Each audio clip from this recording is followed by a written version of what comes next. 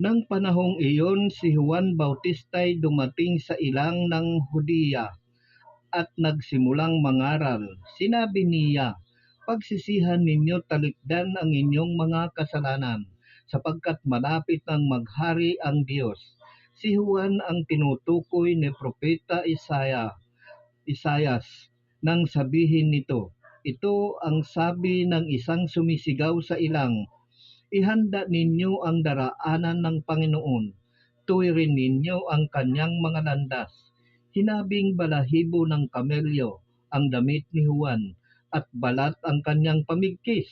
Ang kanya namang pagkain, balang at pulot pukyutan, at pumupunta sa kanya ang mga taga-Jerusalem, taga-Hudiya, at mga naninirahan sa magkabilang panig ng Hordan.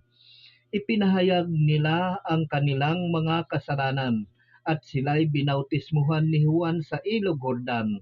Ngunit nang makita niyang marami sa mga Pariseo at mga Saduseyo ang lumalapit sa kanya upang pabautismo, sinabi niya sa kanila, "Kayong lahi ng mga ulupong, sinong nagbabala sa inyo upang tumakas sa parusang darating?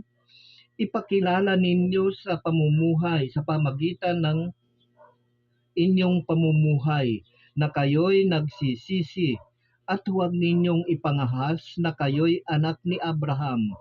Sinasabi ko sa inyo, ang Diyos ay makalilikha ng mga tunay na anak ni Abraham mula sa mga batong ito. Ngayon pa'y nakaamba na ang palakol sa ugat ng punong kahoy. Ang bawat punong kahoy na hindi mabuti ang bunga ay puputulin at ihahagis sa apoy. Binabautismuhan ko kayo sa tubig bilang tanda ng pagsisisi ninyo at pagtalikod sa inyong mga kasalanan.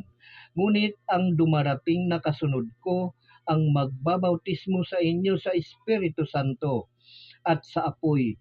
Siya'y makapangyarihan kaysa akin. Hindi ako karapat-dapat kahit tagadala ng kanyang panyapak. Hawak niya ang kanyang kalaykay upang alisin ang dayami.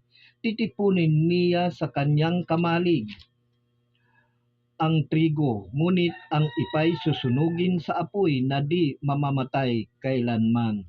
Yan po mga kapatid, ang mabuting balita ng kaligtasan, ang mabuting balita ng Panginoong Hesus. Purihin natin ang Diyos, purihin natin ang Panginoong Hesus.